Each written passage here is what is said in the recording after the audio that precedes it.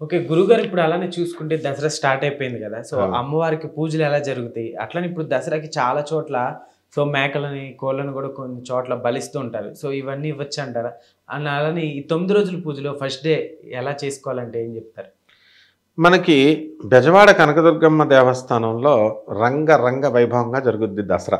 Okay. అలాగే మైసూర్‌లో కూడా చాముండేశ్వరి దేవి అసల ఆ గుడి ఒక్కటే కాదు లైటింగ్‌లు పెట్టడం. ఆ ఊరు మైసూరంతా లైటింగ్‌లే పెడతారు. ఎక్కడికెళ్ళినా లైటింగ్ ఉంటది.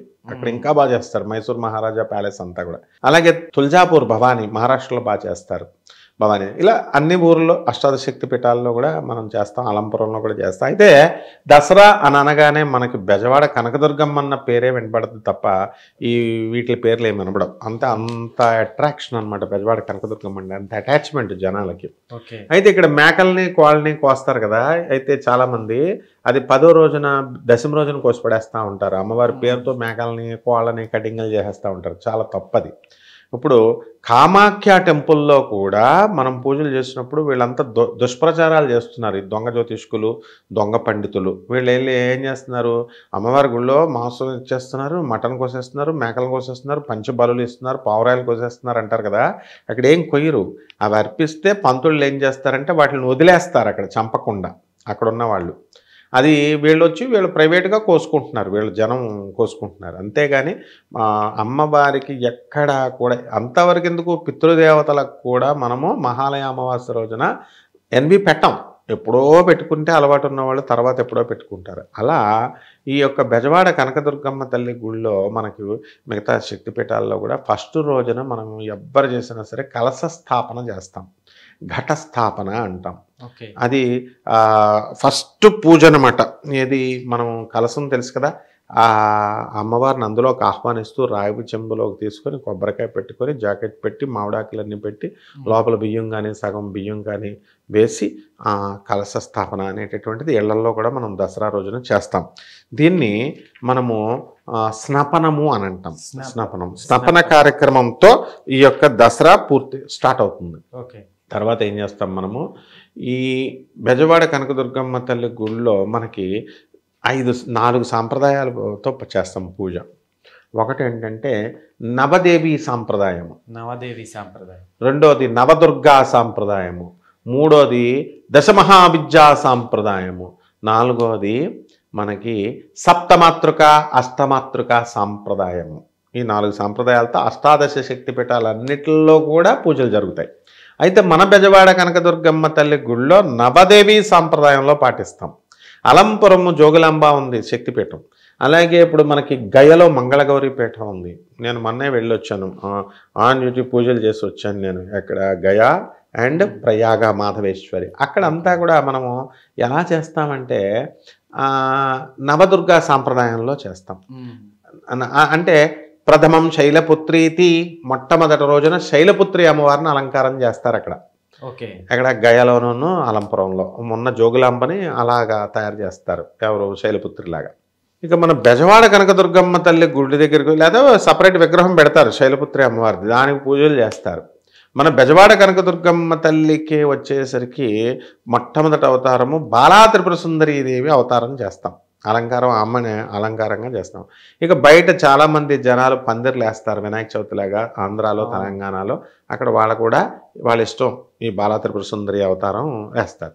ఇంతకుముందు మా చిన్నప్పుడు అంతా కూడా మా గురుగారులతో మేము వెళ్ళేవాళ్ళం కాబట్టి స్వర్ణ కవచాలంకృత దుర్గాదేవి అలంకారం ఫస్ట్ డే చేసేవారు. ఆ తర్వాత ఎప్పుడో మధ్యలో ఈ యొక్క స్వర్ణ కవచాలంకృత కాకుండా ఈ రెండో రోజున ఈ బాలా త్రిపుర సుందరి చేసేవారు. అయితే 2023 సంవత్సరంలో ఈ ధర్మమండలి ఎగ్జిక్యూటివ్ ఆఫీసర్స్ అందరూ కూర్చొని వీళ్ళొక కమిటీ డిసైడ్ అయ్యి అక్కడ మహాచండీ కింద 5వ రోజున చేయాలని తీర్మానం చేసుకొని ఆ మహాచండీ అన్నదాన్ని ఇంక్లూడ్ చేసి ఈ స్వర్ణ కవచాలంకృత దుర్గాదేవి అన్న అలంకారాన్ని తీసేశారు. కాబట్టి 9 రోజులు 9 అలంకారాలు చేసేవారు కదా. అందులో మొదటి రోజున స్వర్ణ కవచాలంకృత దుర్గాదేవి ఉండేది కదా, ఆమెను తీసేసి మహాచండీని పెట్టారు. చండీదేవి ఉండాలి, దుర్గాదేవి అంటే చండీ చాముండా అని బాగుంది. ఇకపోతే మనకి ఇతర బ్రాహ్మీదేవి కింద మనకి అమ్మవారిని మనం పూజ చేస్తాం ఇతర శక్తిపీఠాల్లో, హిమాచల్ ప్రదేశ్ అటు ఇటు. అండ్ ఇంకోటి మధ్యలో దశమహావిద్యా సాంప్రదాయంలో మహాకాళి ఫస్ట్ది మహాకాళి అమ్మవారికి చేస్తాం, కలశాలు పెడతాం. కలశాల ఆనవాయితీ లేనటువంటి వాళ్ళు కలశాలు పెట్టాల్సిన అవసరం లేదు, ఫోటో పెట్టుకోండి. ఏమంటే మాకు దొరకట్లేదండి బాబు ఈ శైలపుత్రి దేవులు ఇవి అని అంటే కనుక మామూలు లక్ష్మీదేవి ఫోటో పెట్టుకోవచ్చు, సరస్వతి పెట్టుకోవచ్చు, మామూలు దుర్గాదేవి ఫోటో పెట్టుకోవచ్చు, పార్వతి పెట్టుకోవచ్చు. ఏ దేవి అయినా సరే అమ్మవారు ఒకటే అన్నమాట. కాబట్టి ఇక్కడ మనం ఏం చేయాలండి అంటే ఈ జగద్గురు ఆది శంకరాచార్యులు వారు మనకు ఎలా పూజ చేయాలని ఒక మెథడ్ ఇచ్చారు, ప్రాసెస్ ఇచ్చారు. ఆయన ఎవరైనా సాక్షాత్ పరమేశ్వరుడు అవతారం. అందువలన ఆయన ఏం చెప్పారు, అరే మేకల్ని కోళ్ళని కొయ్యకండి ఆయన, చక్కగా దానికి రక్తానికి ప్రతిరూపంలాగా కుంకుమ వేసుకోండి మీకు అంతగా కావాల్సితే, అలాగే పువ్వులతో చేయండి, సాత్వికమైన ఆహారాలు నైవేద్యాలు పెడతాం కదా, పాయసాన్న ప్రియాత్పక్ష పశులోక భయంకరి అన్నారు లలితా సహస్రనామంలో. అంటే పాయసానాన్ని పెట్టండి, పరమాన్నాన్ని పెట్టండి అన్నారు. దాని మీద స్నిగ్ధోదన ప్రియా అన్నారు, ఆ ఆవు నెయ్యని దాని మీద ఆ పాల పాయసాన్నం మీద వేసి పెట్టండి అన్నారు. అందువల్ల మనం ఏం చేయాలంటే షోడశోపచార పూజ చేయాలి, 16 ఉపచారాల పూజ చేయాలి.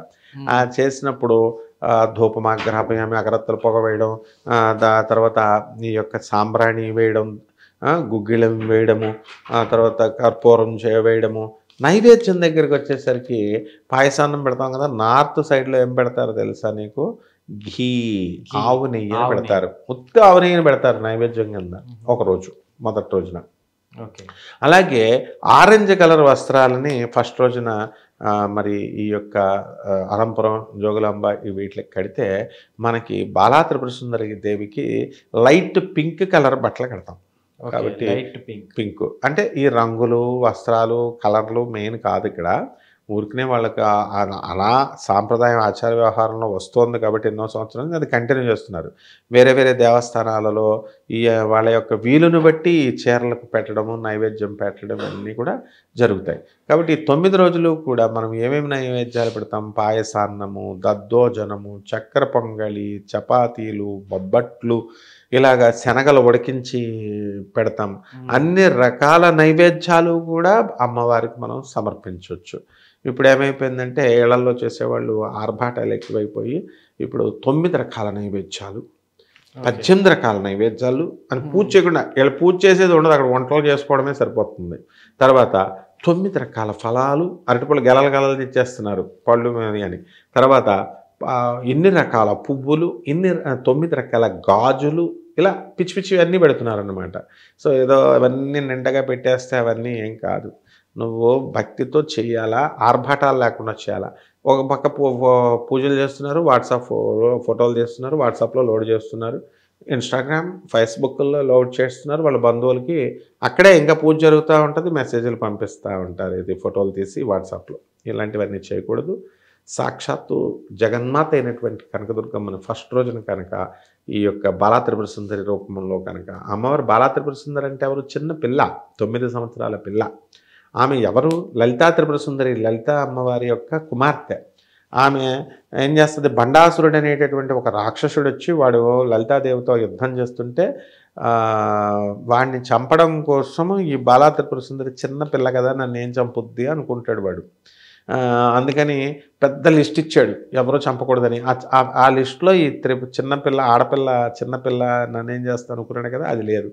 కాబట్టి అమ్మవారు చిన్నపిల్లలాగా అవతరించి అనేక రకమైనటువంటి అస్త్రాలు అవన్నీ ఇస్తుంది. ఈ అమ్మాయి వచ్చి 9 సంవత్సరాల పిల్ల వచ్చి, అమ్మ నాకు పర్మిషన్, నేను ఆ రాక్షసులతో సంహారం చేస్తాను అంటే, సరే యుద్ధం చేస్తానంటే వెళ్ళు అని చెప్పి అస్త్రాలు అవన్నీ ఇచ్చింది. అప్పుడు వెళ్ళి బండాసురుడు ఆ రాక్షసుల యొక్క కుమారులను అందరినీ కూడా చంపిపడేస్తుంది బాలా త్రిపుర సుందరి. సో ఈ రోజున బాలా త్రిపుర సుందరిని ఎవరైతే పూజ చేస్తారో, ఈ రోజున శైలపుత్రిని పూజ చేస్తారో అటువంటి వాళ్ళకి మనశ్శాంతి లేనటువంటి వాళ్ళకి మనశ్శాంతి కలుగుతుంది, ఉద్యోగాలు లేనటువంటి వాళ్ళకు ఉద్యోగాలు కలుగుతాయి, ఉద్యోగం చేస్తున్నా కూడా శాలరీ పడనటువంటి వాళ్ళందరికీ కూడా శాలరీలు పడతాయి. అంటే శత్రు బాధ, అన్ని బాధలు కూడా పోతాయి. అండ్ సాఫ్ట్వేర్ రంగంలో ఉద్యోగాలు పోతున్నాయి కదా అమెరికాలో, అక్కడ రిసెషన్ టైం అని, అలాంటి వాళ్ళందరికీ కూడా ఉద్యోగ భద్రత కలుగుతుంది, ఉద్యోగాలు ఏం పోవన్నమాట. అయితే గురుగారు, ఇప్పుడు బెజవాడ కనకదుర్గమ్మ గుడిలో 2వ రోజు పూజలు ఎలా ఉంటాయి, సో బయట చేసుకునే వారికి కూడా ఎలా చేసుకోవాలంటే ఏం చెప్తారు? మనం 2వ రోజున వచ్చేసరికి మనకి బెజవాడ కనకదుర్గమ్మ తల్లి గుడిలో గాయత్రీ దేవ అలంకారం చేస్తాం. ఆ తర్వాత నవదుర్గా సాంప్రదాయంలో బ్రహ్మచారిణి రూపంలో చేస్తాం. మరి దశమహావిద్యలు అన్నాం కదా, తారాదేవి నీల సరస్వతీదేవి రూపంలో చేస్తాము. మరి ఈ సప్తమాతృకా సాంప్రదాయంలో వైష్ణవీదేవి అలంకారంలో చేస్తాం. మరి ఈ యొక్క గాయత్రి అమ్మవారు అనంటే న గాయత్ర్యాహ పరం మంత్రం నమాతు పరదైవతం అన్నాడు. అంటే గాయత్రిని మించినటువంటి దేవత తల్లి లేదు. గాయత్రి తల్లిని మించినటువంటి పరదేవత ఇంకొక దేవత ఎవరు ఉండరు. ప్రతి వాళ్ళు ఎవరి తల్లి వాళ్ళకి గొప్ప. అలాగా గాయత్రి మంత్రాన్ని మించింది లేదు. మరి అటువంటి గాయత్రి అమ్మవారి యొక్క అలంకారం చేస్తున్నాం. మరి గాయత్రి ఎవరంటే గాయత్రి, సరస్వతి, తర్వాత సావిత్రి, ముగ్గురు ఒకటే. ఒకసారి బ్రహ్మదేవుడు ఒక కార్యక్రమం చేస్తున్నాడు, ఒక యజ్ఞం. సరస్వతీదేవిని తొందరగా రమ్మంటాడు. సరస్వతీదేవి కొంచెం లేటుగా వస్తామంటది. అప్పుడు ఈయన ఆ హోమం తొందరగా అయిపోవాలి కాబట్టి ఆమె అవతారం, ఆమె ప్రతిరూపంగా, సరస్వతీదేవికి ప్రతిరూపంగా గాయత్రీదేవిని సృష్టించి ఆమె చేత ఆ హోమాన్ని పూర్తి చేసేస్తారు. అలాగే తన 3 కళ్ళు కూడా గాయత్రీదేవికి ఉంటాయి. అవన్నీ కూడా బ్రహ్మదేవుడు ప్రసాదిస్తాడు. ఆ తర్వాత బ్రహ్మదేవుడు ఆ వివాహం చేసుకున్న తర్వాత ఆ బ్రహ్మదేవుడు ఈ గాయత్రిని చేసుకున్న తర్వాత ఆ వేదాల 4 బ్రహ్మదేవుడు తీసుకుంటాడు. భార్య సంపాదన భర్తకే కదా, అలాగనమాట. కాబట్టి ఇది గాయత్రీదేవి దీంట్లో జరిగేది. ఇక రెండవ విషయంలో బ్రహ్మచారిని అవతారంలో చేస్తాడు. అంటే బ్రహ్మచర్యాన్ని బాగా పాటించిన దేవత. మనం కూడా ఈ యొక్క నవరాత్రులలో బ్రహ్మచర్యాన్ని పాటిస్తూ నేల మీద పడుకుంటూ ఒంటిపూట భోజనం చేస్తూ తక్కువ తింటూ, ఎక్కువ తింటే నిద్ర వచ్చేస్తుంది, కొట్టుకుంటూ ఉంటాం మనం. కాబట్టి తక్కువ తింటూ అహంకారాలన్నింటినీ తొలగించుకుంటూ తెల్లవారుజామున లేచి తలంటి స్నానం చేసి శుభ్రమైనటువంటి వస్త్రాలను ధరించి అక్కడ చక్కగా ఇల్లంతా కూడా ముందు రోజే కడుక్కొని పెట్టుకొని ముగ్గులు వేసుకొని గోమయం చేత అలంకారం చేసుకొని కలశం అలవాటు ఉన్న వాళ్ళకి, ఆనవాయితీ ఉన్న వాళ్ళకి కలశం పెట్టుకోండి. ఎవరికైతే కలశం ఆనవాయితీ లేదో అటువంటి వాళ్ళు మానేసి ఏదో ఒక దేవతా ఫోటో పెట్టుకోండి. దొరికితే దుర్గమ్మ తల్లి ఫోటో పెట్టుకోండి. పెట్టుకున్న తర్వాత అంటే గాయత్రీదేవి ఒక ఫోటో కంటిన్యూస్ చేయొచ్చు అనమాట. ఆ విధంగా చేసిన తర్వాత అమ్మవారికి ఉపచారాలు చేయండి. కుంకుమతో, పసుపుతో, గంధంతో, సెంట్లతో అన్నీ కూడా పూజ చేసేసిన తర్వాత మనకి నైవేద్యం కావాలా. అమ్మవారికి నైవేద్యం పులిహోర నైవేద్యం పెట్టాలి. నార్త్ ఇండియాలో పాలు పెడతామన్నమాట. ఈ పాలతో నివేదన చేసిన తర్వాత ఈ అమ్మవారికి మనం హారతి కర్పూరంతో హారతి ఇవన్నీ కూడా మనం ఇచ్చేయడం జరుగుతుంది. అప్పుడు అన్యదా శరణం నాస్తి త్వమేవ శరణం మమ తస్మాత్ కారుణ్య అని చెప్పేసి మనము నాకు ఇంకెవరు లేరు తల్లి, తస్మాత్ కారుణ్య భావేన రక్ష రక్ష మహేశ్వరి, నాకు నువ్వే తల్లి, నన్ను రక్షించు అని చెప్పి అమ్మవారిని క్షమించమని చెప్పి అడిగితే అమ్మవారు ఇక మనకి అన్నీ కూడా ఇచ్చేస్తుంది అనమాట. ఈ విధంగా మనకి ఆ యొక్క బెజవాడ కనకదుర్గమ్మ తల్లి గుళ్ళోనూ కాకుండా మీ ఇళ్లల్లో కూడా మీరు కూర్చొని చక్కగా కుంకుమార్చన చేసుకోండి. అందరూ కూడా చాలామంది సామూహికంగా ఈ యొక్క లలితా శాస్త్రం చదవడానికి వెళ్ళిపోతారు. బ్యాచ్లు 11 సార్లు 25 సార్లు చదివేశామండి అని చెప్తూ ఉంటారు. ఎందుకు ఏకాగ్రత పెట్టండి, ఎందుకు వేస్ట్ ఎన్నిసార్లు చదివినా. కాబట్టి ఒక్కసారైనా సరే మన ఆత్మ వెళ్ళి పరమాత్మలో కలిసే విధంగా మనం కనుక ఈ పూజ చేసినట్లయితే చాలా బ్రహ్మాండంగా మనకి ఈ 2వ రోజు ఉంటుందమ్మా. ఓకే గురుగారు, ఇప్పుడు అలానే చూసుకుంటే ఫస్ట్ సెకండ్ డే అయిపోయింది కదా, 3వ రోజు దుర్గగుడులు ఎలా జరుగుతుంది? బెజవాడ కనకదుర్గమ్మ దేవస్థానంలో 3వ రోజు మనకి అన్నపూర్ణమ్మ దేవి అవతారం అలంకారం చేస్తారు. అలాగే ఈ 3వ రోజున మనకి బెజవాడ దేవస్థానంలో అన్నపూర్ణమ్మ తల్లి అలంకారంతో ప్రారంభమైనటువంటిది. ఇళ్లలో కూడా మీరు ఈ కలశ స్థాపనలు అవి అన్నీ చేసుకొని షోడశోపచార పూజలు చేసుకొని 3వ రోజు మనం పూజ చేసుకున్నట్లయితే అప్పుల బాధలు, భార్యా బాధలు, పెళ్ళాల బాధలు ఇవన్నీ కూడా ఇతర కోర్టు సమస్యలు ఇవన్నీ కూడా తీరిపోవడానికి అవకాశాలు ఉంటాయి. గురుగారు, అయితే ఇప్పుడు 4th డే ఎలా ఉండబోతుంది దుర్గగుడిలో? బెజవాడ కనకదుర్గమ్మ దేవస్థానంలో 4వ రోజున అమ్మవారు మహాలక్ష్మి అమ్మవారి యొక్క పూజలు మనం చేస్తాం, అలంకారం చేస్తాం చక్కగా. లక్ష్మీం క్షీరసముద్రరాజతనయాం శ్రీరంగధామేశ్వరీం దాసీభూత సమస్తదేవ వనితాం లోకైక దీపాంకురాం శ్రీమన్మందగడాక్షరబ్ధవద్ బ్రహ్మేంద్ర గంగాధరాం త్వాం త్రైలోక్య కుటుంబినీం సరసజాం వందే ముకుంద ప్రియాం అంటూ మహాలక్ష్మి అమ్మవారికి మనం పూజలు చేస్తాం. పూజలు చేసిన తర్వాత అలాగే గయా అలంపురం గుడిలో చంద్రఘంటాదేవిని మనం నిన్న పూజ చేసాం కాబట్టి ఇప్పుడు కూష్మాండ అమ్మవారిని మనం పూజ చేస్తాం. అలాగే దశమహావిద్యల్లో ఒకటైనటువంటి చిన్నమస్తాదేవిని 3వ రోజులో పూజ చేస్తాము. ఇప్పుడు 4వ రోజున మనము చిన్నమస్తా తర్వాత త్రిపుర భైరవి అమ్మవారిని మనం పూజ చేస్తాం. అలాగే ఈ యొక్క ఇంద్రాణి అనేటటువంటిది మనము సప్తమాతృక అష్టమాతృక సంప్రదాయంలో మనం పూజ చేయడం జరుగుతుంది. ఇక్కడ అమ్మవారికి చక్కగా ఈ 4వ రోజున కూడా కుంకుమార్చన చేసుకోవాలా. తర్వాత కుంకుమతో వేసుకుని పసుపు అవన్నీ వేసి గుమ్మడికాయ ఇక్కడ కంపల్సరీ ఈ 9 రోజులు పెడతాం. 9 రోజులు పెట్టలేనటువంటి వాళ్ళు ఈరోజు కంపల్సరీ గుమ్మడికాయ కొనండి. ఎర్ర గుమ్మడికాయ తర్వాత బూడిద గుమ్మడికాయ కోసి అలాగే అఖండ దీపారాధన కూడా చేయొచ్చు. ఇలా అడ్డంగా గుమ్మడికాయని నరికి దాంట్లో గుంజు తీసేసి నువ్వుల నూనెతో మరి ఈ యొక్క అమ్మవారికి అఖండ దీపం పెట్టేసి మనం పూజ చేసుకోవచ్చు. అలాగే అమ్మవారికి శనగలు ఉడికిపించినటువంటి దీంతో మనం కనుక నైవేద్యం కనుక చేసినట్లయితే అద్భుతంగా ఉంటుంది. మరి ఈ యొక్క మనకి ఎవరంటే అన్నమాట మహాలక్ష్మి అమ్మవారు. మహాలక్ష్మికి మనం ఎవరెవరితో చేస్తామంటే చక్కగా మనం ఈ శుంభ నిశుంభలు మన లక్ష్మీదేవి అసలు ఆయుధమే పట్టుకోదు కదా అని ఒక అతను కామెంట్ పెడితే నేను నవ్వుకున్నాను. ఎక్కడో ఎవరో చెప్తుంటే ఏదో సీరియల్లో లక్ష్మీదేవి అసలు యుద్ధం చేస్తుంది శుంభ నిశుంభుల్ని దైత్యుల్ని ఈ యొక్క చండుణ్ణి ముండుణ్ణి రక్తబీజుణ్ణి అందరినీ చంపి పడేసింది కదా. కాబట్టి ఈ యొక్క అమ్మవారు ఏం చేస్తుందంటే చక్కగా మనకి ఈ యొక్క మహాలక్ష్మి రూపంలోనే చంపుద్ది అనమాట. అందువలన చక్కగా మహాలక్ష్మి అమ్మవారిని ఆ రోజు కుంకుమార్చన చేసి ఈ యొక్క కోష్మాండాలు గుమ్మడికాయలు ఇవన్నీ కూడా పెట్టి షోడశోపచార పూజలు చేసి హారతి ఇచ్చి మళ్ళీ కూడా ఈ హారతుల్లో నాగహారతి, సింహహారతి, నందిహారతి ఇలా రకరకాల కమర్షియల్ ఆస్పెక్ట్స్ కోసం ప్రజలను ఆకర్షించడానికి రకరకాల దేవస్థానాలు వాళ్ళు పెడతారు. అవన్నీ అవసరం లేదు. ఏకహారతి, పంచహారతి అని ఇలాగా హారతి ఇచ్చేసి మనం అమ్మవారికి చక్కగా సరెండర్ అయ్యి పేదవాళ్ళందరికీ కూడా చక్కగా శనగల్ని పంచి తాంబూలాలు మన ఇంటి దగ్గర ఉన్నటువంటి ఆడవాళ్ళకి పిలిచి తాంబూలాలని మనం కనుక శనగలు లేకపోతే ఒక్కపొడి ఆకు ఒక్క సరిపోతుంది. ఇవన్నీ కూడా ఇస్తే బ్రహ్మాండంగా ఉంటుంది. గురుగారు ఇప్పుడు అలానే చూసుకుంటే డే 5 ఎట్లా ఉండబోతుంది? ఎట్లాంటి పూజలు చేసుకోవాలంటే ఏం చెప్తారు? 5వ రోజున వచ్చేసరికి మనం మహాచండి బెజవాడ కనకదుర్గమ్మ దేవస్థానం గుడిలో మహాచండి అమ్మవారు. ఇంతకుముందు ఇది ఉండేది కాదు. 2023వ సంవత్సరం నుంచి దీన్ని ఇంట్రడ్యూస్ చేయడం జరిగింది.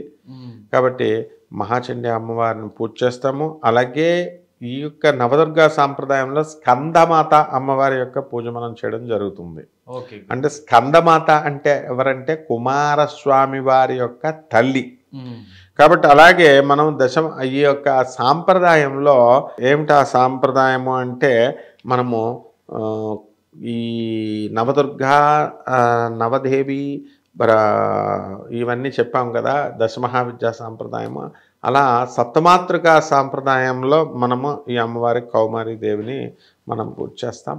అలాగే దశమహావిద్యా సాంప్రదాయంలో మనం భువనేశ్వరి అమ్మవారిని మనము పూజ చేయడం అనేటటువంటిది జరుగుతాయి. అందువలన ఎవరైతే భక్తులు ఉన్నారో అటువంటి వాళ్ళంతా కూడా మనం చక్కగా పొద్దున్నే లేచి స్నానం చేసి తలంటి స్నానం చేసి కుంకుమార్చన చేసుకొని ముగ్గులు పెట్టుకొని అమ్మవారికి మరి ఈ అమ్మవారికి భువనేశ్వరి దేవి విద్యలతో మనం చేస్తాం. కాబట్టి మరి ఈ యొక్క ఏ అమ్మవారికి ఈ మహాచండి అమ్మవారికి దుర్గా శక్తి చదువుకోవచ్చు, దుర్గా సప్తశతి చదువుకోవచ్చు.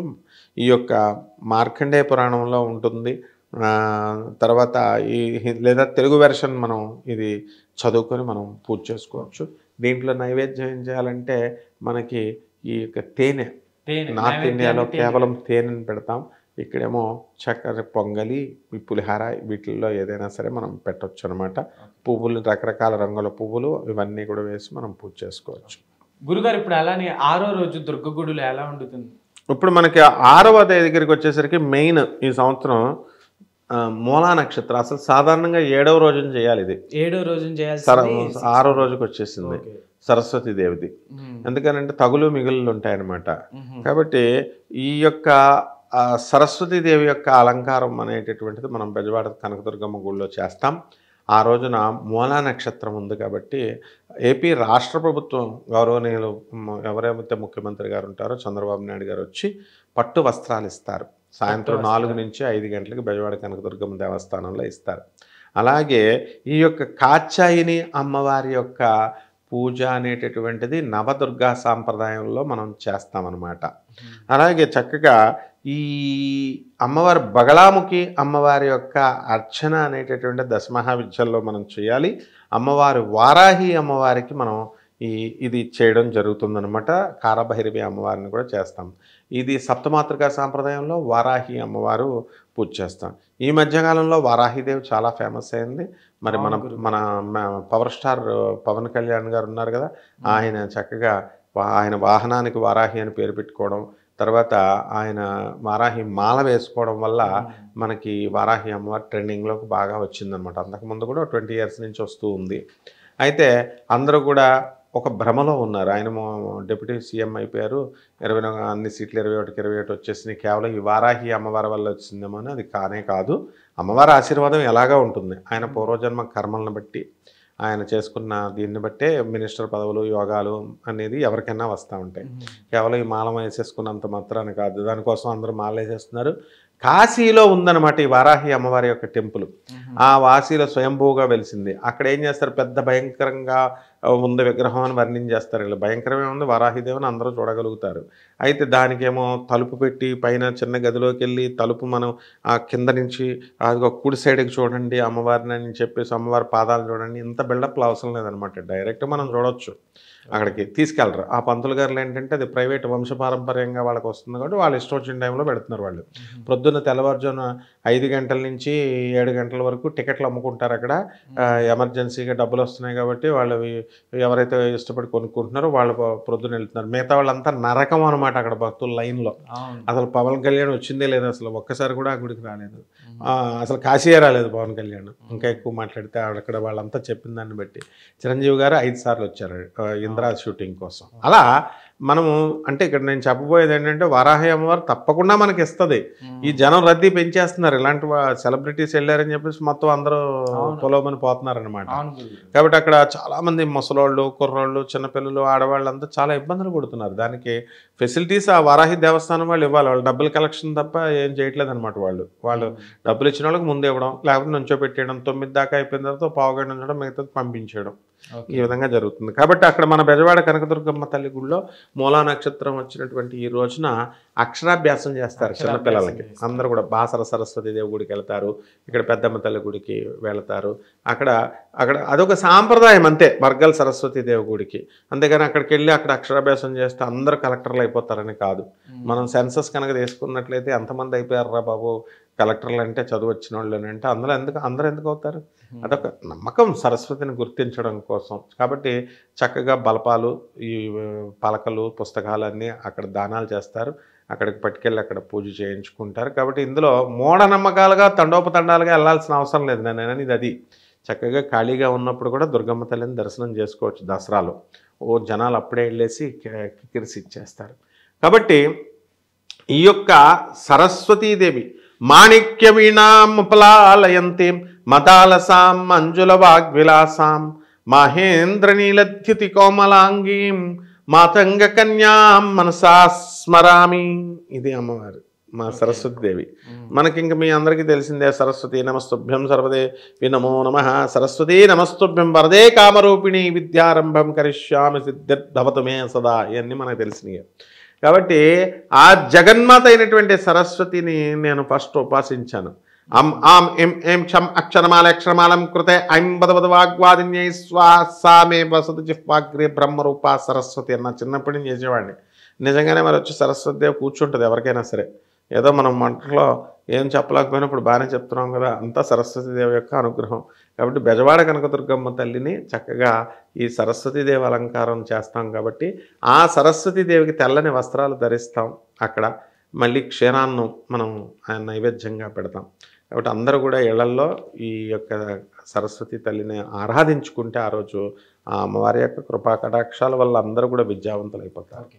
గురుగారు అలానే చూసుకుంటే ఇప్పుడు 7వ తారీఖు దుర్గగుడిలో అమ్మవారికి పూజలు ఎలా అందుతాయి అంటే ఏం చెప్తారు? 7వ రోజున మనకి ఈ సంవత్సరం 2024 సంవత్సరం తగులు మిగులను వచ్చినాయి కాబట్టి, ఎందుకంటే ఇదంతా దేవస్థానం రిలీజ్ చేసింది ఒక షెడ్యూల్. అసలు 8వ రోజున చేయాలా దుర్గాష్టమి అంటే 7కి వచ్చేసింది అనమాట. కాబట్టి ఈ 7వ రోజున మనం ఏం చేస్తున్నామంటే దుర్గాదేవి అలంకారం చేస్తాం. అంటే అక్కడ ఉండేదే దుర్గమ్మ తల్లి, ఆమెకి డైలీ ఎలాగ అలంకారం చేస్తాం అదే చేస్తాం అనమాట మనం. అలాగే ఈ యొక్క సాంప్రదాయంలో నవదుర్గ సాంప్రదాయంలో ఉన్నటువంటి అలంపురం గయా గుళ్ళల్లో మనము కాళరాత్రి అమ్మవారి యొక్క అలంకారం మనం చేయడం జరుగుతుంది. అలాగే ఈ యొక్క ధూమావతి దశమహావిద్యల్లో ధూమావతి అలంకారం మనం చేస్తామన్నమాట. అలాగే ఈ యొక్క మనం ఈ సప్తమాతృకా సాంప్రదాయంలో చాముండా అమ్మవారి యొక్క అలంకారం మనం అమ్మవారిని పూజ చేస్తారు బయట మిగతా గుళ్ళల్లో. అంటే కేవలం ఒక ఇండియాలో ఈ యొక్క బెజవాడలో కాకుండా అష్టాదశ శక్తి పీఠాల్లో ఇండియాలో ఉన్న అన్ని చోట్ల కూడా ఈ చాముండా అమ్మవారిని మనం పూజ చేయడం జరుగుతుంది. కాబట్టి ఈ యొక్క దుర్గాదేవి ఆవిడ ఎవరు అంటే దుర్గతి నాశిని దుర్గే జయ జయ సద్గతి దాయిని సదయే జయ జయ. ఇదొక్కటే చాలు మంత్రం. దుర్గాదేవిని చేసేస్తే చాలు అనమాట. ఇప్పుడు దుర్గతుల్ని తగ్గిస్తుంది, సద్గతుల్ని మనకు ప్రసాదిస్తుంది, ఇప్పుడు మనల్ని ఉద్ధరిస్తుంది. అమ్మ దయ ఉంటే అన్నీ ఉన్నట్లే అన్నారు, అన్నీ కూడా వచ్చేస్తాయి. అసలు మనం ఈ రోజున మన నిజరూప దర్శనం బెజవాడ కనకదుర్గమ్మ దేవస్థానంలో చూపిస్తారంటే దుర్గమ్మకి ఎలా ఉందో అలా. అయితే ఆ బెజవాడ కనకదుర్గమ్మ తల్లి కనకదుర్గ ఎలా అయ్యింది అని అంటే పూర్వం మాధవవర్మ అనేటటువంటి ఒక రాజు ఉండేవాడు. ఆ రాజు ఉంటే ఆ రాజు ఏం చేశాడు, చాలా ధర్మపరుడు. పాపం వాళ్ళకి ఒక కొడుకు ఉండేవాడు, ఒకడే ఒక కొడుకు. ఆ కొడుకు పెళ్లి చేశారు. పెళ్లి చేస్తే ఆ కొడుకు ఏం చేస్తాడు, ఇప్పుడు నువ్వు కొత్తగా పెళ్లి చేసుకున్నావు అనుకో, నిన్ను చూడడానికి మీ ఇంట్లోకి అందరూ కూడా మీ చుట్టాలు స్నేహితులు అందరూ వస్తారు, ఇల్లంతా నిండిపోద్ది. మరి పర్వాలేదు కొంతమంది వస్తారు. కాబట్టి రాజుగారు కుమారుడు వస్తే రాజ్యంలో ఉన్న ప్రజలు వీళ్ళ చుట్టాలంతా వస్తే కోట నిండిపోద్ది. కాబట్టి ఈ గోలంతా ఎందుకురా అని చెప్పేసి రాజుగారి కొడుకు కోడలు రథం మీద బయటకు ఊర్లోకి వెళ్తే అందరూ చూసుకుంటారనమాట. ఇది పద్ధతి.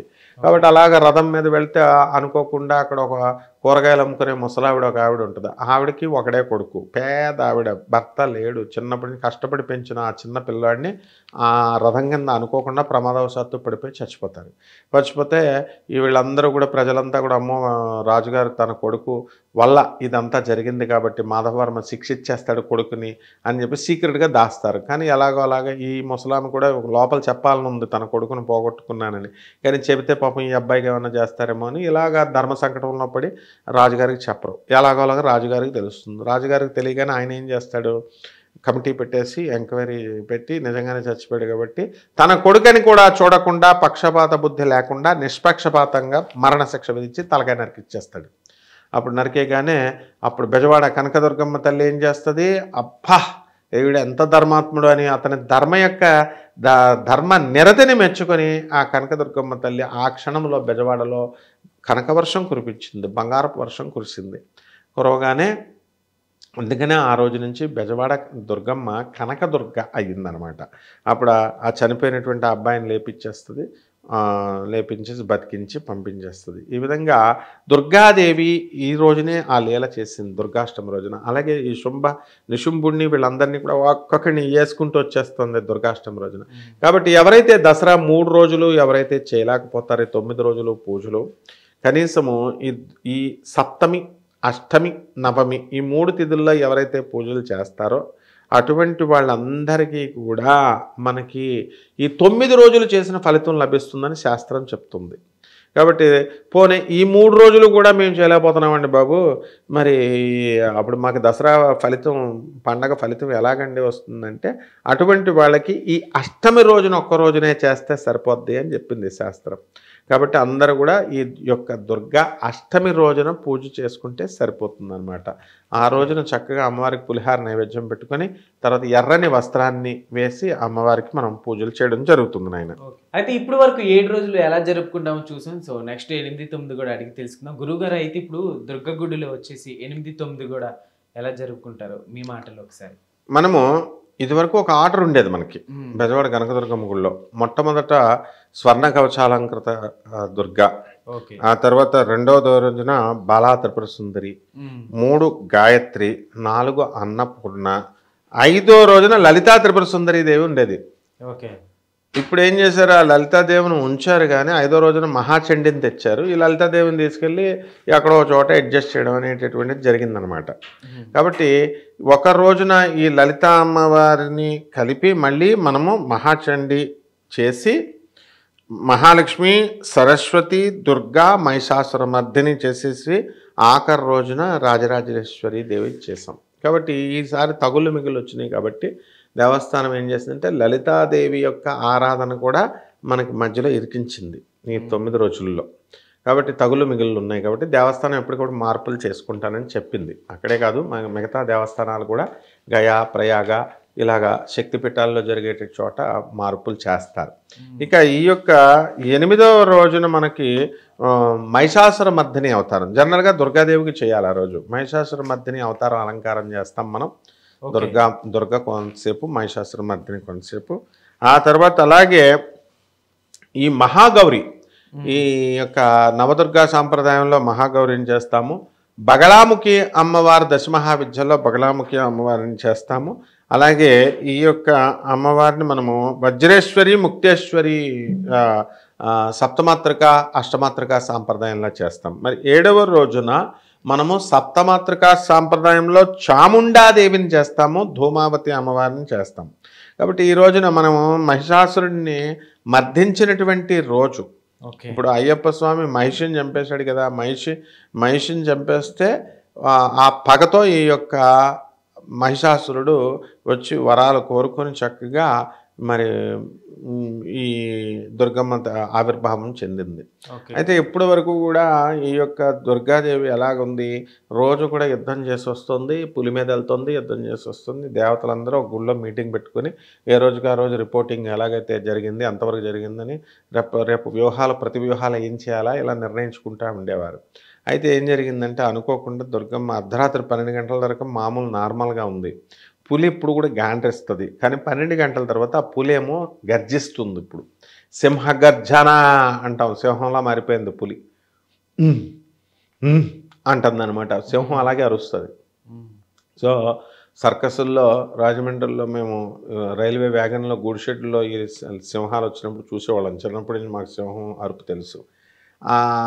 అలాగే దుర్గాదేవిగా ఉన్నటువంటి అమ్మవారు ఏమైపోయింది, ఈ యొక్క రూపం మారిపోయింది, నగ్నంగా అయిపోయింది. అమ్మవారు నల్లగా అయిపోయింది. అప్పుడు దాకా ఎర్రగా దగదగ మెరుస్తున్న బంగారపు ఛాయ పోయి ఇప్పుడు నలుపు అయిపోయి దిగంబరమైపోయి జుట్టంతా విరబూసుకొని మహాకాళిలాగా మారిపోయింది. మహాకాళిలాగా మారిపోయి ఆమెను చూడగానే బ్యాక్ సైడ్ నుంచి చూడగానే మామూలు దేవతలకు కాదు, త్రిమూర్తులు బ్రహ్మ విష్ణు మహేశ్వరులకి గుండె పగిలిపోయింది. కాబట్టి ఆమె ఆ గాండ్రించుకుంటూ వెళ్ళి ఆ రాక్షసుడిని మహిషాసురుడిని తోలు తీసేసి వాడిని చంపేసి ఇక్కడ బెజవాడ కనకదుర్గమ్మ తల్లి కొండ మీద నుంచి తరిమితే అక్కడ చాముండేశ్వరి దేవి గుళ్ళో వాడిని వేసేసి వచ్చి ఆ యొక్క త్రిశూలాన్ని ఇక్కడ బెజవాడ కనకదుర్గమ్మ దేవి గుళ్ళో కడుక్కుంటుందన్నమాట. కాబట్టి ఈ రోజున అందరూ కూడా ఎట్లా చేయాలి అని అంటే మహిషాసురమర్దిని ఆయుధ పూజ మహార్నవమి అంటాం. ఆ రోజు ఆయుధ పూజలు చేస్తారు. అందరూ కూడా ఎవరి యొక్క ఆయుధాలు వాళ్ళు తెచ్చుకుంటారు. ఆర్టీసీ తర్వాత ఈ యొక్క రైల్వే వాళ్ళు ఏకంగా ఆర్టీసీ బస్సుల్లో ప్రతి ఒక్కళ్ళు బంతిదండలు అవన్నీ కట్టేసి అమ్మవారి దుర్గాదేవి బొమ్మ పెట్టేసి మహిషాసురమర్దిని రోజున వాళ్ళు చేస్తారు. ఆ తర్వాత కొబ్బరికాయలు, గుమ్మడికాయలు అవన్నీ కొట్టేసి నైవేద్యాలు అవన్నీ కూడా చేస్తారు. చాలామంది ఏం చేస్తారంటే విజయదశమి రోజున ఇక దగ్గరకు వచ్చేసింది కాబట్టి వాళ్ళు మేకలను వేసేసి ఇప్పుడు కొన్ని కార్పొరేట్ సంస్థలు ఉన్నాయి అవన్నీ కూడా ఈ రైల్వే, ఆర్టీసీ, బిహెచ్ఎల్ ఇలాంటి వాటిల్లో మేకలను కోసేసి అన్అఫీషియల్గా కోస్తారు, ప్రభుత్వానికి తెలియకుండా కోసేసి ఏం చేస్తారు వాళ్ళు వాటాలు వేసుకొని వాటాలు ఎంప్లాయీస్ అందరికీ కూడా ఇచ్చి వాళ్ళు తింటారనమాట. సో ఈ మహిషాసురమర్దిని రోజున ఎవరైతే మరి శమీ పూజ అనేటటువంటిది మర్నాడు దసరా రోజున మనం చేయాలి. ఆయుధ పూజ అనేటటువంటిది ఈ యొక్క మనకి నవమి రోజున చేయాలి, మహర్నవమి రోజున మహిషాసురమర్దిని అవతారంలో. ఈ విధంగా ప్రతిరోజు కూడా మామూలు పూజ అందరికీ తెలిసిందే, తెల్లవారుజామున లేవాలా, తలంటి స్నానం చేసుకోవాలా, శుభ్ర వస్త్రాలు ధరించాలా, అమ్మవారికి చక్కగా శనగలు, గుగ్గిళ్ళు ఇలాంటివన్నీ కూడా నైవేద్యాలు చేయొచ్చు. ఏంటిది పులిహార, దద్దోజనం, చక్కెర పొంగలి ఇలాంటివన్నీ కూడా మనం అమ్మవారికి సమర్పించి మనం పూజలు చేసుకోవచ్చు. ఇక్కడ మహిషాసురమర్దినికి దశమహావిద్యా సాంప్రదాయంలో ఆ 8వ రోజున మనము బగళాముఖి అమ్మవారి యొక్క హోమాన్ని అలంకారాన్ని చేస్తాం, ఆవిడని అర్చిస్తాం. అలాగే సప్తమాతృక అష్టమాతృక సాంప్రదాయంలో వజ్రేశ్వరి అమ్మవారిని, ముక్తేశ్వరి అమ్మవారి యొక్క పూజలు చేసుకుంటాం. ఈ విధంగా కుంకుమార్చన చేసుకోవాలా, నిమ్మకాయలు పెట్టుకోవాలా ప్రతిరోజు. మటన్, చికెన్లు, వైన్లు, మందులు పెట్టకూడదు. రేణుకాదేవి ఎల్లమ్మైనా గ్రామ దేవతలకైనా ఎవరికి కూడా పెట్టకూడదు అమ్మవార్లకి.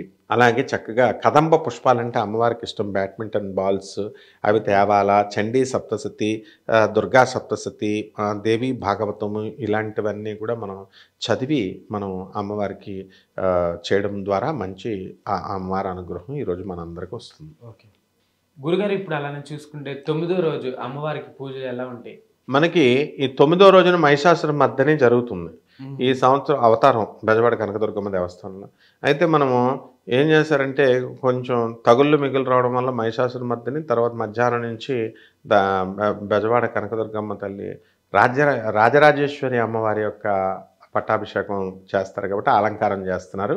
అయితే అందులో లలితాదేవి యొక్క అలంకారాన్ని కూడా మధ్యలో ఎక్కడో అడ్జస్ట్ చేస్తున్నారు. కాబట్టి ఈ విధంగా ఈ 9వ రోజున మహిషాసురమర్దిని అలంకారం మధ్యాహ్నం నుంచి మనకి ఈ యొక్క రాజరాజేశ్వరి అమ్మవారి యొక్క అలంకారం మనం చేయడం జరుగుతుంది.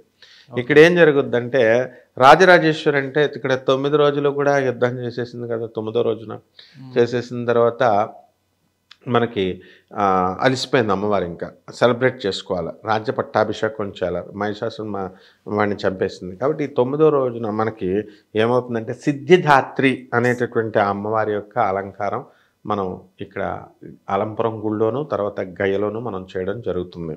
అలాగే ఇక్కడ ఈ సప్తమాతృక అష్టమాతృక సాంప్రదాయంలో ఆయుర్దేవి అనేటటువంటి అమ్మవారి యొక్క పూజ మనం చేస్తామన్నమాట. అలాగే దశమహావిద్యల్లో మరి ఏమిటిరా చేయాలి అంటే కమలాత్మిక అమ్మవారి యొక్క అలంకారం చేస్తారు, ఆమెను అర్చిస్తారు. కమలాత్మిక అమ్మవారు ఎవరండి అంటే దశమహావిద్యల్లో ఒకటైనటువంటి మహాలక్ష్మి కమలాత్మిక అనమాట. కమలాత్మిక రూపంలో ఉంటుంది. ఓం శ్రీం హ్రీం శ్రీం కమలే కమలాలయే ప్రసీద ప్రసీద శ్రీం హ్రీం శ్రీం ఓం మహాలక్ష్మి నమః అన్న మంత్రంతో మనం చేసుకోవాలా. ఆ రోజు అందరూ కూడా చండీ హోమాలు, లక్ష్మీ హోమాలు, మహాలక్ష్మి హోమాలు ఇవన్నీ కూడా ఇళ్లలో చేసుకోవచ్చు. పంతులు గారు ఎక్కువ డబ్బులు అడుగుతున్నారని భయపడకుండా మీకు మీరే ఇళ్లలో చేసుకోవచ్చు. చక్కగా కుంకుమార్చన చేసుకోండి. కలవ పువ్వులు, తామర పుష్పాలు మీరు పెట్టుకోండి. కలశాన్ని మీరు ముట్టుకోకుండా అంతవరకు చేసుకుంటూ వచ్చారు కాబట్టి ఇక ఆఖరి రోజున మనం ఉద్యాపనం ఇవన్నీ కూడా మనం చేయాల్సినటువంటి అవసరం ఉంటుంది. కాబట్టి ఈ రోజున మనము 9వ రోజున ఆఖరి రోజున మనం మహిషాసురమర్దిని అంటే ఇంచుమించు మహాకాళీ రూపంలో మనం అర్చిస్తున్నాం కాబట్టి చాలామంది పొరపాటు ఇక్కడ చేస్తూ ఉంటారు. మేకాలని కోయడం, కోళ్ళను కోయడం ఇలాంటివి ఏవి కూడా చేయకూడదు. అసలు దసరా రోజున 9 రోజులు అసలు కొంతమంది చాలా నిష్టగా నీసి ముట్టుకోకుండా ఇళ్లల్లో తినకుండా ఉంటారు. అసలు 9 కాదు, అసలు 10వ రోజు వరకు కూడా అసలు అమ్మవారు మామూలుగా మీరు తింటే తినేసేయండి, కానీ అమ్మవారి పేరు చెప్పి మాత్రం అమ్మవారికి కోయకూడదు, అమ్మవారికి చూపించకూడదు. చాలామంది గ్రామ దేవతలకి వీళ్ళందరికీ కోసేస్తున్నారు. స్లోగా సివిలైజ్డ్గా మారి నాగరికతో మారుతారు జనం. కాబట్టి ఈ యొక్క బెజవాడ కనకదుర్గమ్మ గుళ్ళో రంగరంగ వైభవంగా మనం చేస్తాం. ఎర్రని చీర కడతాం, దుర్గాదేవికి కూడా అంతే కట్టేసి ఆ రోజున మొత్తం ఈ యొక్క లైటింగ్ కలరింగ్ అంతా కూడా చాలా బాగుంటుంది అనమాట. గుమ్మడికాయలు మనం పెడతాము ఆ రోజు. గుమ్మడికాయల హారతి, కొబ్బరికాయల హారతి ఇవన్నీ కూడా బెజవాడ కనకదుర్గమ్మ దేవస్థానంలో ఇవ్వడం జరుగుతుంది. అలాగే వేద పారాయణ, చండీ సప్తశతి పారాయణ, దుర్గా పారాయణ అనేటటువంటిది, దుర్గాశతి అనేటటువంటిది మనం చేస్తాం అన్నమాట. అలాగే సిద్ధిదాత్రి అంటే ఏంటంటే మనం ఈ 9 రోజులు మనం పూజ చేసాం కదా, మరి ఫలితం రావాలి కదా. ఆ ఫలితం వచ్చేదాన్నే సిద్ధి అవ్వడం అంటే సిద్ధి దాత్రి అంటే మనం చేసాం కాబట్టి సిద్ధులను మనకి ఇస్తుంది. అది అర్థం కాక వీళ్ళంతా ఏం చేస్తారంటే అష్టసిద్ధులు వచ్చేస్తాయి, నవనిధులు వచ్చేస్తాయి అని చెప్తారు. ఏ అష్టసిద్ధులు ఎవరికి రావు. అష్టసిద్ధులు ఒక దత్తాత్రేయుడి కంట్రోల్లో ఉంటాయి, అమ్మవారి కంట్రోల్లో ఉంటాయి, కృష్ణుడి కంట్రోల్లో ఉంటాయి.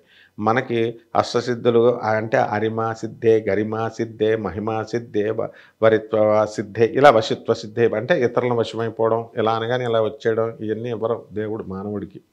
కాబట్టి ఓన్లీ మనం బెగ్గింగ్ చేసుకోవాలా అమ్మవారిని, మనకి ఎంతవరకు పనులు ఇంపార్టెంటో అంత పనులు చేసి పెడుతుంది అంతే. దాన్నే సిద్ధిదాత్రి అంటే. అంతేగాని కపట మంత్రగాళ్ళ, కపట బ్రాహ్మణుల, కపట జ్యోతిష్కులు ఎలా చెప్తున్నారు, నువ్వు మంత్రజపం చేసేస్తే నీకు అష్టసిద్ధులు వచ్చేస్తాయి, మీ ఇంటికి నడిచొచ్చి నవనిధులు వచ్చేస్తాయి, గోల్డ్ వచ్చేస్తాయి, ఇవన్నీ చెప్తారు. నాన్ సెన్స్ అవన్నీ కూడా. అలా చేయడం వల్ల మన జీవితాలు నాశనం అయిపోతాయి. దీనివల్ల ఇంకొక మహానుభావుడు బయలుదేరాడు. ఆ మహానుభావుడేమో అనవసరం మీరు ఈ యొక్క మంత్రాల వల్ల ఏమీ రాదు, అనుష్ఠానాల వల్ల ఏమీ రాదు, మీకు అస్సలు రాదు అని చెప్పేసి ఇలా ఎవరు ఇష్టం వచ్చినట్టు వాళ్ళు చెప్తున్నారు. కానీ మంత్రాల వల్ల అన్నీ వస్తాయి, అమ్మవారి పూజల వల్ల అన్నీ వస్తాయి, కానీ వచ్చే పద్ధతుల్లో వస్తాయి. అంటే యూట్యూబ్లో చెప్పే వాళ్ళలాగా అలా రావు. ఇది మన ఇంటికి అష్టసిద్ధులు వచ్చేయడం, దేవుళ్ళ కంట్రోల్లో ఉంటాయి అష్టసిద్ధులు. కాబట్టి మన అనుకున్న పనులన్నీ కూడా అయిపోతూ ఉంటాయి. అదే సిద్ధి అవడం అంటే. అలాగే మనం అనుకున్న పనులన్నీ కూడా పూర్తయిపోవడమే మనకు అమ్మవారి దర్శనం అవడం అంటే. ఈ 9 రోజులు మనం పూజ చేసాం కాబట్టి ఖచ్చితంగా మనకి సిద్ధులు వచ్చేస్తాయి, అమ్మవారి దర్శనం వచ్చేస్తుంది. అమ్మవారి దర్శనం అంటే మనం అనుకున్న పనులు అవడం అంతే. అంతేగాని అమ్మవారు ఎదురుకుండా కనపడడం, పూనకాలు వచ్చేయడం, ఇవంతా నాన్ సెన్స్, దొంగ నాటకాలు ఇవన్నీ. నాటకాలు అంటారా? చాలా మందికి ఇప్పుడు అమ్మవారు పూనింది అని చేస్తూ ఉంటారు కదా, అమ్మవారు పూనింది. అదే చెప్తున్నాను, అవన్నీ నాటకాలు అన్నమాట. ఇది సాక్షాత్ అసలు దేవుడు అంటే ఏంటంటే కరెంట్ అనమాట. ఇప్పుడు లైవ్ కరెంట్, ఈ కరెంట్ ముట్టుకుంటే చచ్చిపోతాం. 100 మెగావాట్స్ ఉన్నటువంటి దాన్ని ముట్టుకుంటే చచ్చిపోతాం. దేవుడు అంటే ఒక కాంతి. ఆఫ్టర్ ఆల్ ఎండలోకి వెళ్ళి ఇలా కళ్ళెత్తి చూడలేము సూర్యుడికి, ఆ వేడిని తట్టుకోలేము. భగవంతుడంటే ఒక శక్తి, వాళ్ళకి ఏం తెలియదు. లైవ్ కరెంట్ అంటే జీవం ఉన్నటువంటి కరెంట్ ముట్టుకుంటూ చచ్చిపోతారు. పాపాలు చేసేసి నీ ఇష్టం వచ్చిన ఫుడ్డులన్నీ తినేస్తూ నీ బాడీలో అంతా కపటమైన ఆలోచనలు, ఈర్ష్య, అసూయలు, అవతలవాడు డెవలప్ అవుతే మనం చూడకుండా ఉండే మన బాడీలోకి దుర్గమ్మ తల్లి, పరమ పవిత్రమైనటువంటి తల్లి, ఆ తండ్రి రాముడు ఇలాగా అహల్య మీద ఇలాగా రాయిని ఇలా పెట్టగానే, కాలు తగలగానే ధన్మని అహల్య పాపాలన్నీ పోయి రాయి అహల్యగా మారిపోయింది. పరమ పవిత్రుడు భగవంతుడు. ఆయన యొక్క పాదం నుంచి గంగాదేవే పుట్టేసింది. అలాంటి వాళ్ళు వీళ్ళ ఒంటి మీదకి వస్తారా? ఇవంతా దొంగ నాటకాలు, డబ్బుల కోసం వేషాలు. కాబట్టి ఇవన్నీ కూడా జరగవు. ఎలాగంటే జగన్మాత యొక్క కరుణా కటాక్షంతో మనకి ఆ యొక్క అన్ని పనులు కూడా ఆమె కోరుకున్న విధంగా మనం రీజనబుల్ కోరికల్ని ఆమె తీరుస్తుంది. అంతేగాని మనకి 100 కోట్లు 200 కోట్లు ఇవన్నీ అర్హత ఉండాలి. కర్మ సిద్ధాంతాన్ని బట్టి జరుగుతాయి. అలా అంటే ఇంకో వాదన కూడా తయారవుతుంది. కర్మ సిద్ధాంతం అన్నప్పుడు దేవుడికి ఎందుకంటే పూజలు చేయడం, మనం కర్మ ప్రకారమే వచ్చినప్పుడు అంటే నోరు మూసుకొని చేయాలి దేవుడి పూజ. ఎందుకనంటే నీకు బాడీని ఇచ్చింది, నీకు శక్తిని ఇచ్చింది, నీకు ఒళ్ళుని ఇచ్చింది, నీకు తెలివితేటలు ఇచ్చింది. ఒక్క నిమిషం పట్టదు పక్షవాతం ఇచ్చేయడానికి. నీకు అంత తెలివితేటలు ఇచ్చింది, కాళ్ళు చేతులు ఇచ్చింది. కష్టపడి పని చేయడం వరకే నీ బాధ్యత. కాబట్టి విజ్ఞత నేర్చుకోవాలా. ఈ యొక్క కర్మ సిద్ధాంతం ప్రకారము ఈ బాండేజెస్ నుంచి బయటికి వెళ్ళిపోవాలా, మోక్షం సంపాదించుకోవాలా. ఇదే సిద్ధి అంటే.